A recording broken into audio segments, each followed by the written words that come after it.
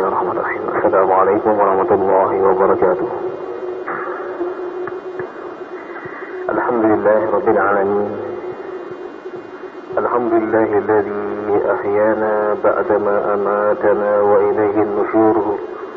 Allahumma bika asbahna wa bika amsayna wa bika nahya wa bika namut wa ilayka an-nushur. Asbahna ala fitrat al-Islam wa kalimat al-ikhlas وعلى دين نبينا محمد صلى الله عليه وسلم وعلى ملة أبينا إبراهيم حنيفا وما كان من المشركين. قل اللهم مالك الملك تؤتي الملك من تشاء وتنزع الملك ممن تشاء وتعز من تشاء وتذل من تشاء بيدك الخير إنك على كل شيء قدير.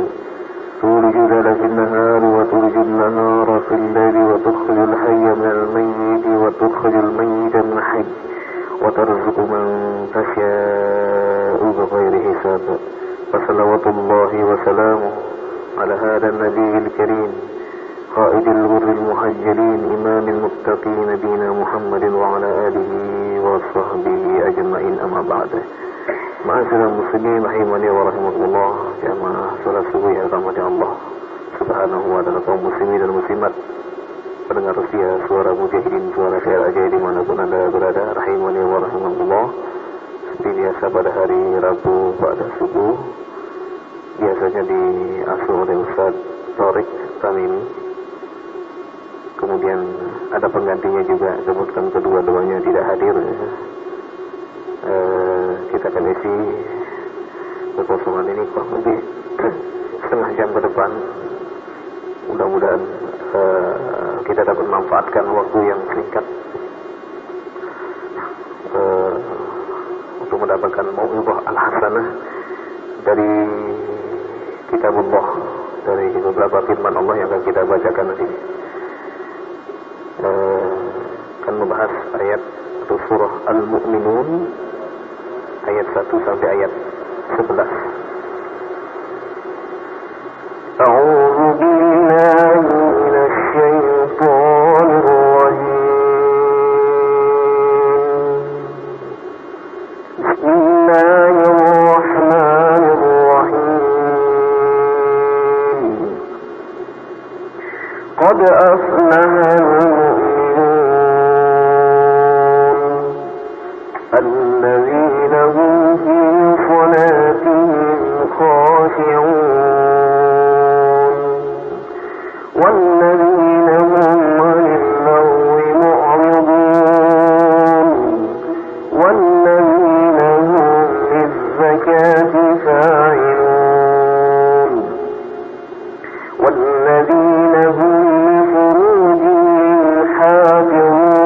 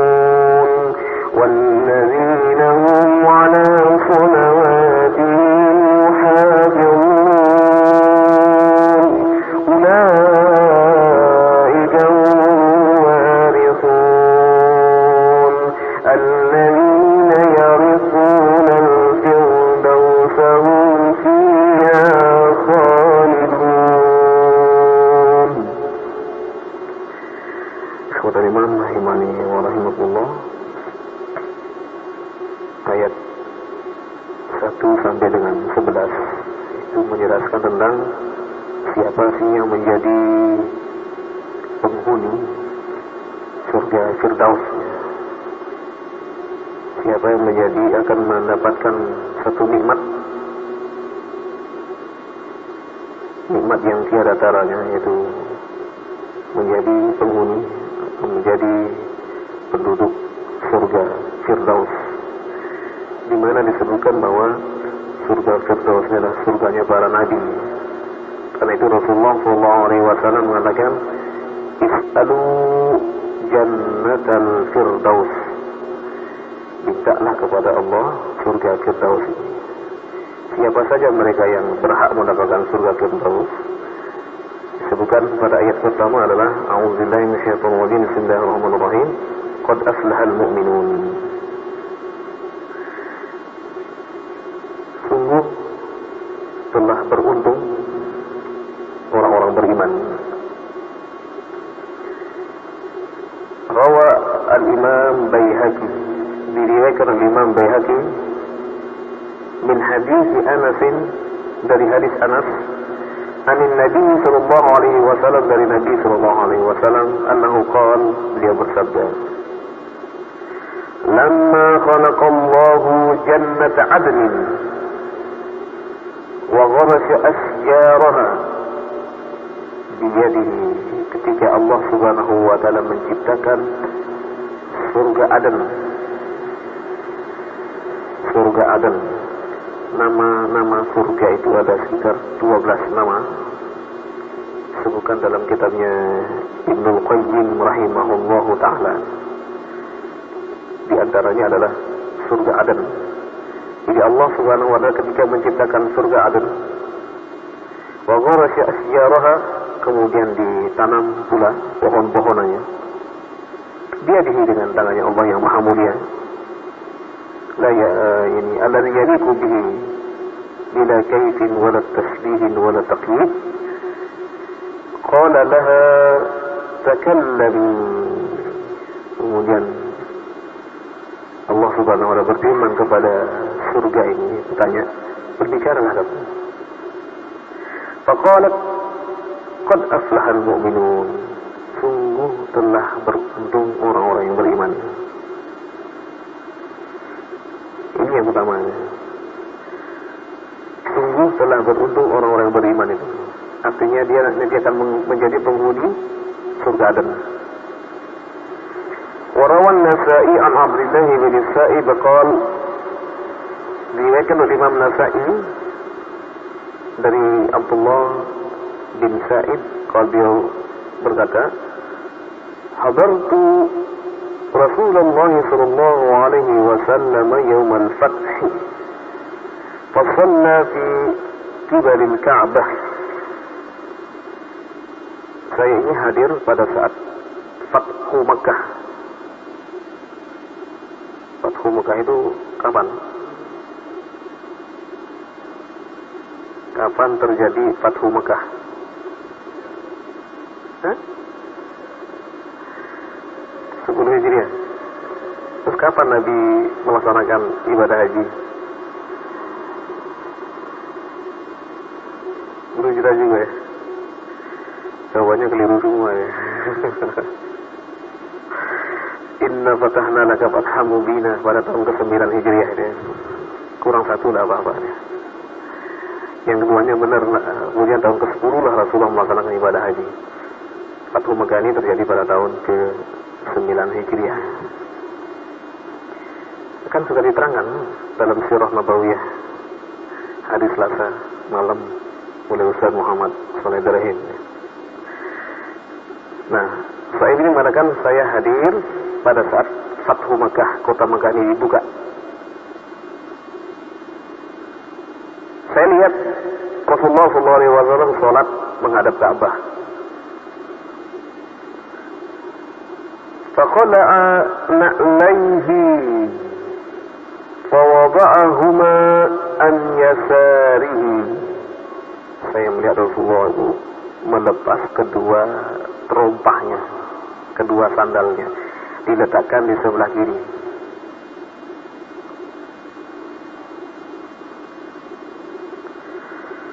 Faftataha surat al-mu'minun. Kemudian beliau membaca surah al-mu'minun. Falamma ja'a dzikra Musa aw Isa alaihi assalam akhadathu su'lata faraka'a, akhadathu sa'latan faraka'a.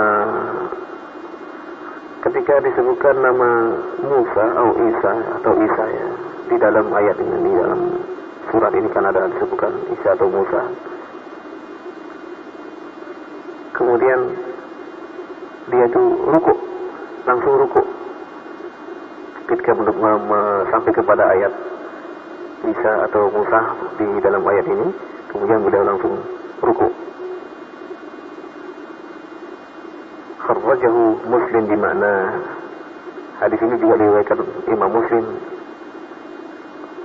dalam maknanya, bukan lafaznya.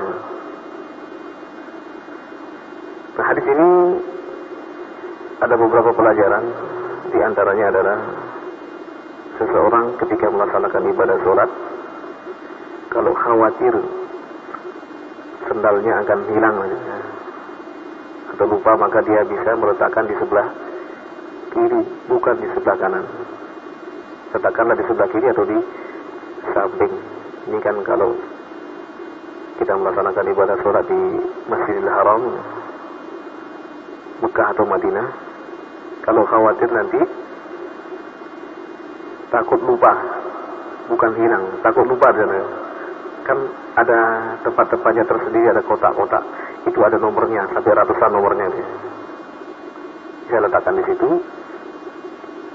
Kalau takut lupa maka dibawa, taruh di sebelah kiri deh, sebelah kiri atau dekat-dekat dengan lebar kita, dibungkus dengan keresak, tas plastik atau plastik, diletakkan di sebelah kiri.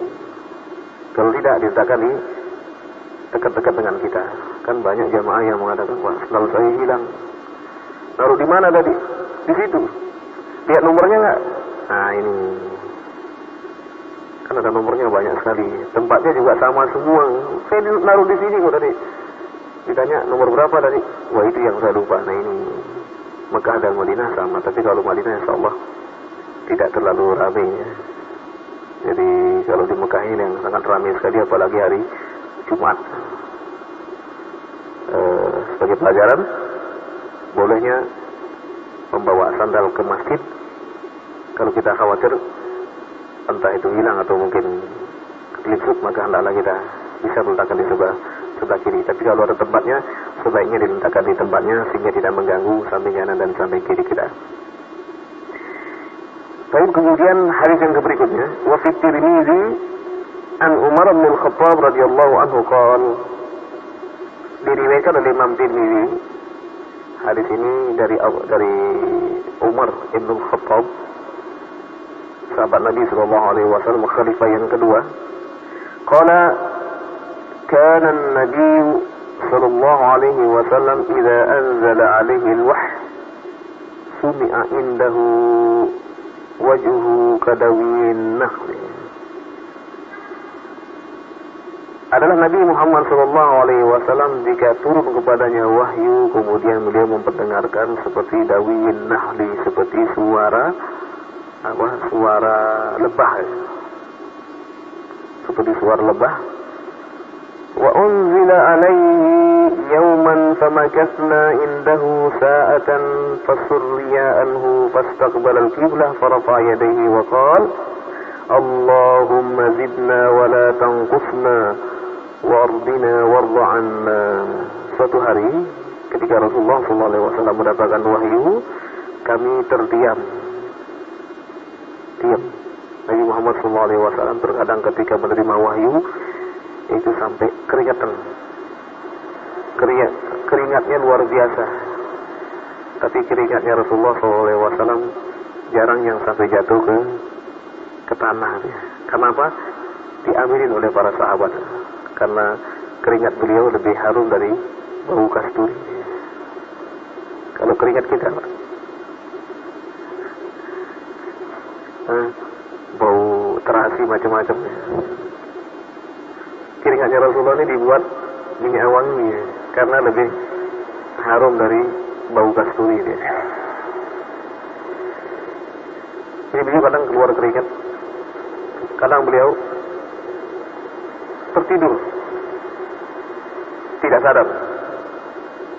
Karena itu Umar bin Khattab pada saat mendengarkan Nabi meninggal dunia, beliau langsung membawa pedang, mengatakan, jangan cepat-cepat mengatakan Nabi Muhammad meninggal dunia. Karena beliau paling sering sekali melihat Rasulullah SAW ketika menerima wahyu, beliau tidak sadarkan diri. Karena saking beratnya wahyu. Dalam pandangan Umar bin Khattab bahwa Nabi Muhammad SAW mungkin beliau sedang menerima wahyu belum meninggal dunia. Bukan berarti beliau tidak yakin adanya kematian. Beliau tahu. Tapi karena sakingnya, gimana ya dengan Rasulullah SAW, sakingnya cintanya dengan Rasulullah SAW, sehingga beliau masih belum ingin berpisah dengan Rasulullah SAW pada saat beliau meninggal dunia. Kan sudah pernah juga disampaikan lewat mimbar ini dalam pelajaran Sirah Nabawiyah. Tidak ada satu orang pun yang menyampaikan tentang musibah yang menimpa Rasulullah kecuali menangis. Memang sudah disebutkan di dalam sebuah hadis, kalau orang yang mendapatkan musibah yang besar, ingatlah musibah yang menimpa aku. Baik, ikhwatan imam rahimani wa rahimahullah, fasurriya anhu. Kemudian setelah itu Rasulullah sangat senang ketika beliau menerima wahyu ini. Kemudian fastaqbala al-qiblah, kemudian beliau menghadap kiblat. Farafa'a yadayhi, kemudian beliau mengangkat kedua tangannya. Allahumma zidna, beliau berdoa, ya Allah, berikanlah ziyadah, tambahan kepada kami.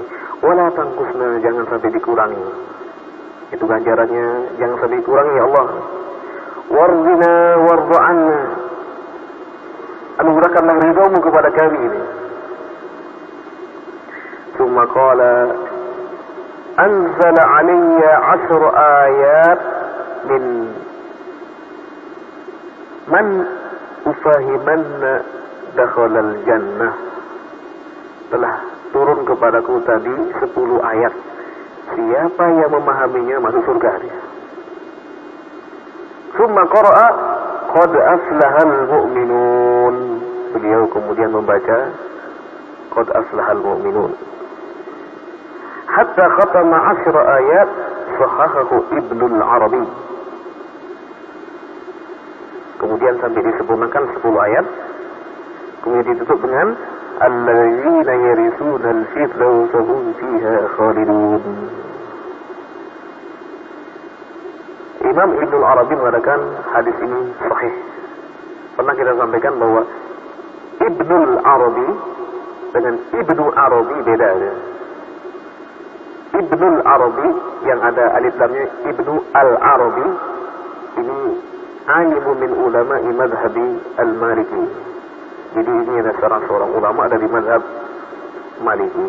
Imam Al-Qurtubi sering menyebutkan berkata Ibnul Arabi karena memang sama-sama madhab Maliki. Kitab yang kita baca setiap hari Kamis besok ini adalah kitab Al-Qurtubi. Imam Qurtubi itu dari mana Pak? Ya, Cordoba ya. Cordoba itu mana? Mana Pak? Ya Spanyol itu. Jadi banyak ulama-ulama dari luar Arab. Imam Al-Qurtubi, Imam Ibnu Hazm Al-Andalusi dari Andalus, Imam Tabari dari Tabaristan, Imam Bukhari dari Bukhara, Imam Muslim dari Nisabur, Imam Tirmidzi dari Nisabur juga, Imam Abu Dawud, Imam Ibnu Majah, Imam Abdul Ghani Al-Maqdisi dari Palestina. Jadi jarang yang dari Arab Saudi ya. Tapi Arab Saudi yang menyebarkan agama ya. Jadi karena banyak sahabat-sahabat yang bertebaran sampai ada yang ke Yunani, Turki. Sebelum Turki ada seorang sahabat Abu Ayyub Al-Ansari, karena saking ingin meninggal pada saat tentara yang terbaik dan pemimpin yang terbaik. Kata Rasulullah kan, ni'mal amiru amiruha wa ni'mal jaishu jaishuha. Sebaik-baik pemimpin adalah pada saat itu, dan sebaik-baik tentara adalah pada saat itu. Maksudnya pada saat Konstantinopel ini dibuka. Itu terjadi pada masa Muhammad Al-Fatih Ats-Tsani, Muhammad Fatih yang kedua. Nah, Abu Ayyub Al-Ansari ini karena saking inginnya meninggal pada saat itu, ikut berperang, beliau ke sana, kemudian beliau meninggal di situ. Tapi meninggal bukan dalam rangka perang, karena jauh sekali terjadi setelah itu.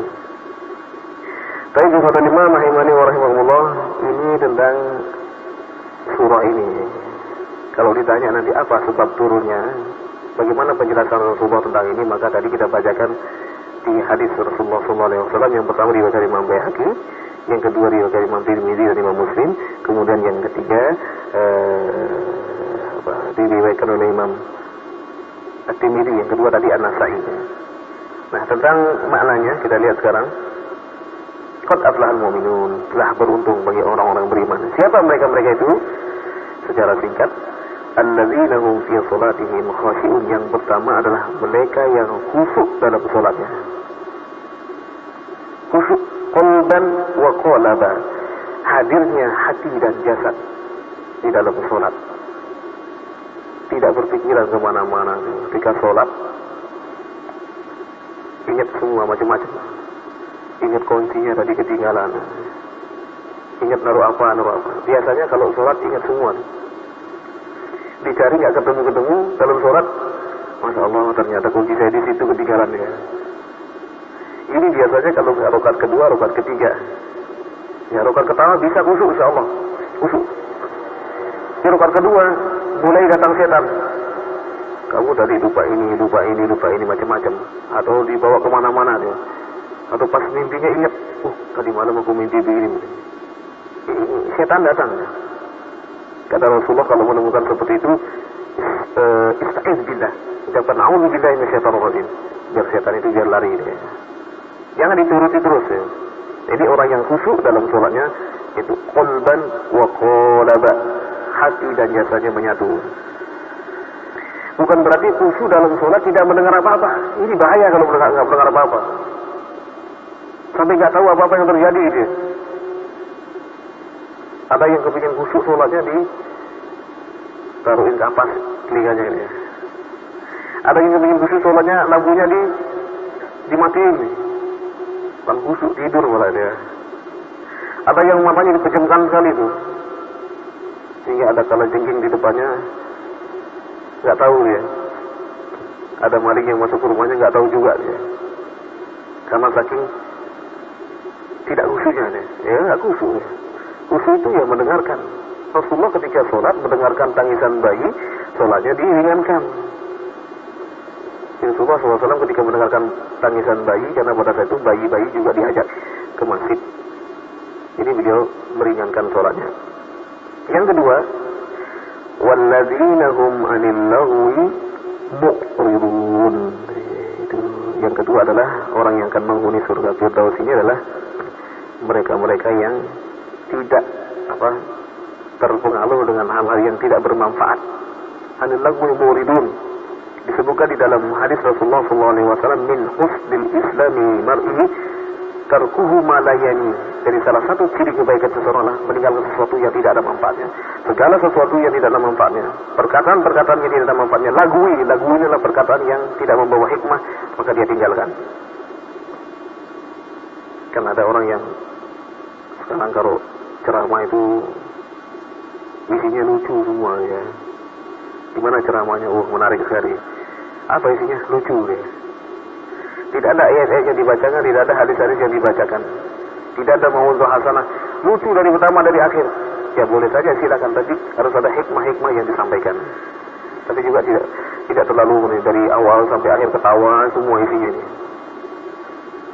Dan apalagi perkataan-perkataan yang tidak bermanfaat, infotainment, ya, gosip. Orang-orang suka menonton gosip-gosip ini. Ini kan semuanya isinya fitnah-fitnah semua ya. Mengungkap aib seseorang yang belum tentu itu juga benar gitu ya. Kan sekarang dengan bebasnya media informasi cetak maupun elektronik ini, itu sangat bebas orang mengungkapkan apa saja itu. Yang belum benar-benar terjadi kemudian sehingga tersebar kemana-mana sehingga orang menjadi malu. Ini kebebasan pers yang mudah-mudahan nanti ada yang tokoh-tokoh yang mengkritisi masalah-masalah ini sehingga gosip ini, acara-acara gosip ini tidak ada lagi.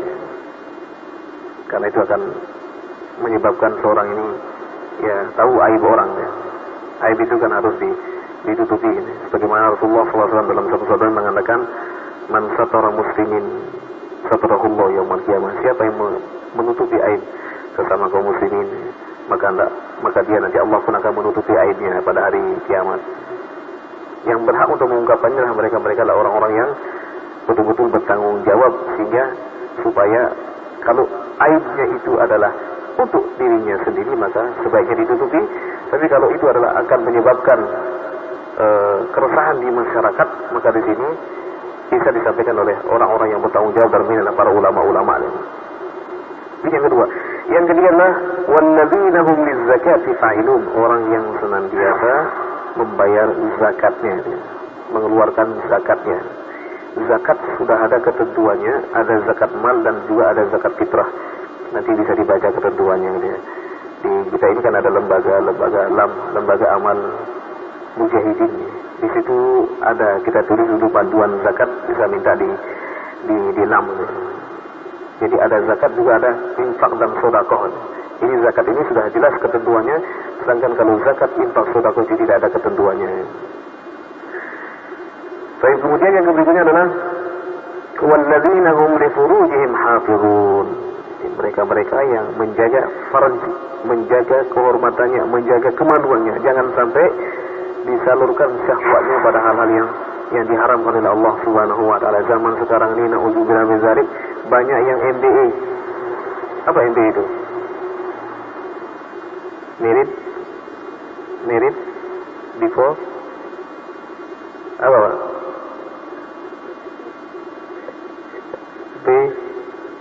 Accident.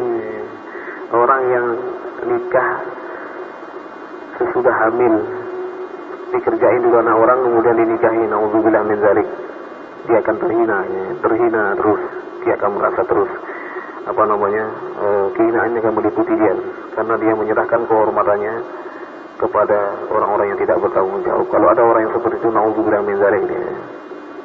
Jadi orang-orang yang tidak pernah melakukan itu dan disalurkan dalam pada hal yang halal, maka nanti akan menghuni surga Firdaus. Jelas kalau mereka sudah melakukannya berarti tidak mungkin lagi bisa menghuni surga Firdaus ini. Tidaklah disalurkan syahwat dengan cara yang halal. Kalau ingin menambah, boleh nggak Pak?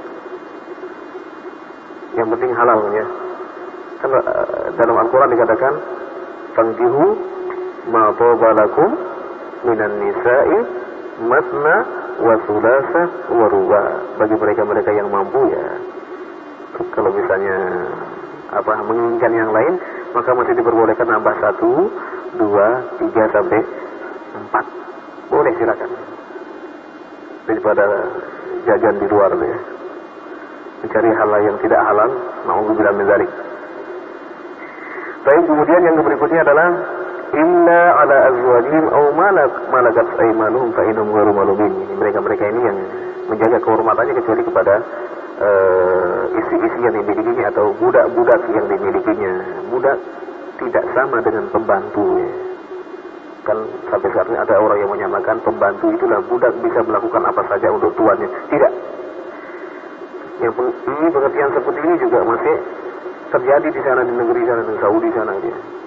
Ada juga yang masih berpendapat bahwa pembantu adalah budak, jadi dia melayani majikannya ya segala-galanya. Tidak sama. Budak itu hanya diperboleh pada saat peperangan. Baik.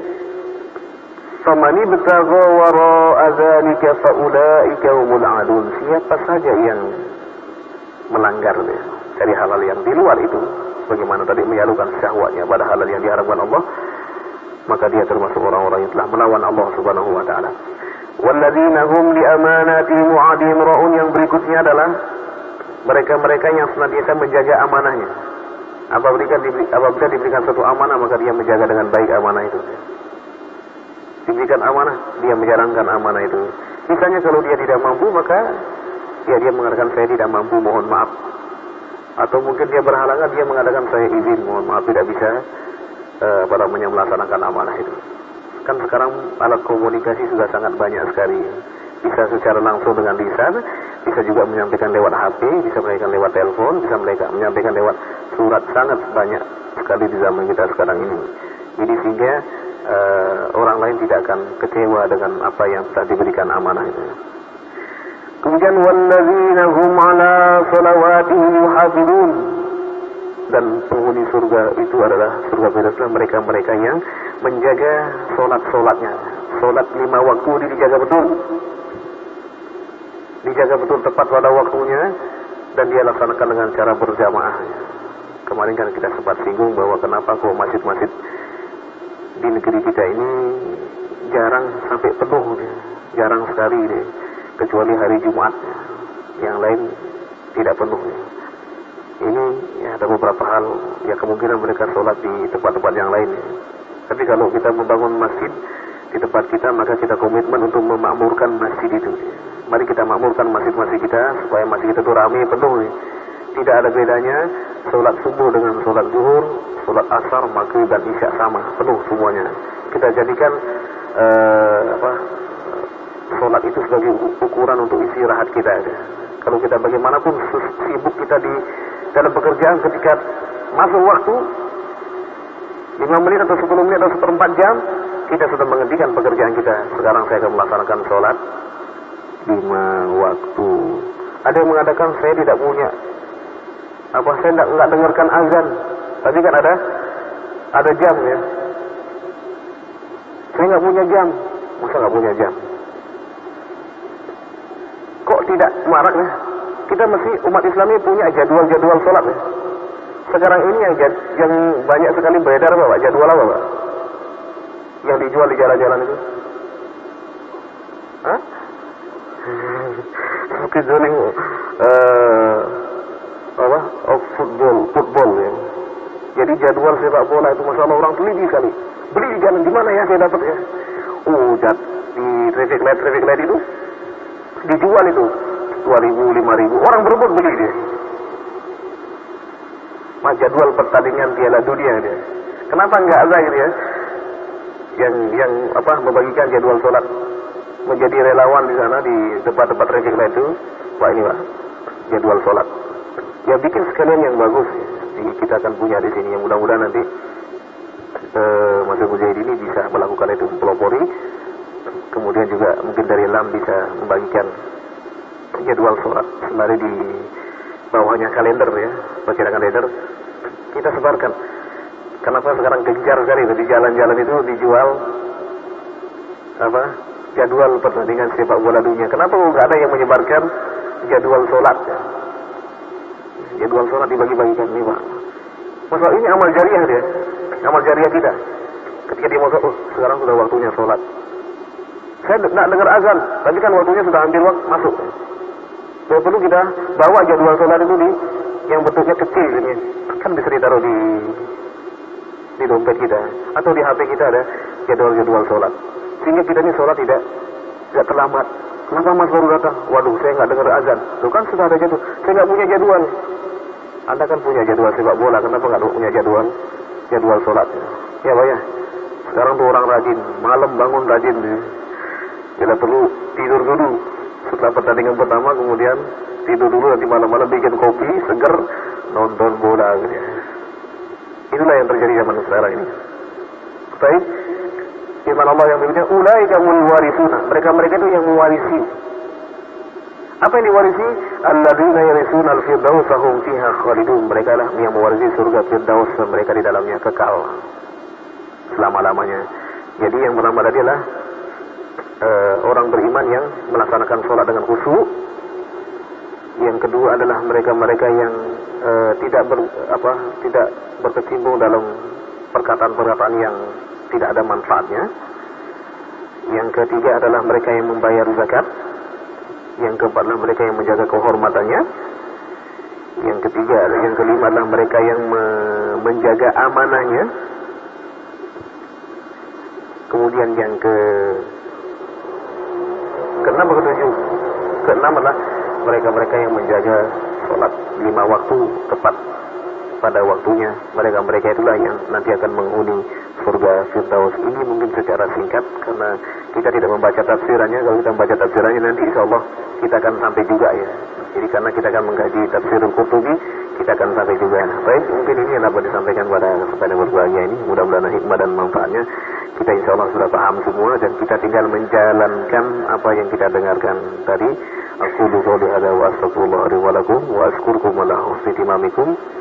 ربنا ظلمنا أنفسنا وإن لم تغفر لنا وترحمنا لنكونن من الخاسرين ربنا لا تزغ قلوبنا بعد إذ هديتنا وهب لنا من لدنك رحمة إنك أنت الوهاب ربنا لا تؤاخذنا إن نسينا أو أخطأنا ربنا ولا تحمل علينا إصرا كما حملته على الذين من قبلنا ربنا ولا تحملنا ما لا طاقة لنا به واعف عنا واغفر لنا وارحمنا أنت مولانا فانصرنا على القوم الكافرين اللهم انصر إخواننا المجاهدين في فلسطين اللهم انصر إخواننا المجاهدين الموحدين في فلسطين اللهم انصر إخواننا المجاهدين الموحدين في فلسطين اللهم اقتل اليهود الغاسلين اللهم اقتلهم بلدا اللهم اقتلهم بلدا اللهم أريهم أجائبك اللهم أريهم أجائبك اللهم أنزل بعثك وعذابك على اليهود الغاسلين لعنة الله عليهم أجمعين اللهم اغفر للمؤمنين والمؤمنات والمسلمين والمسلمات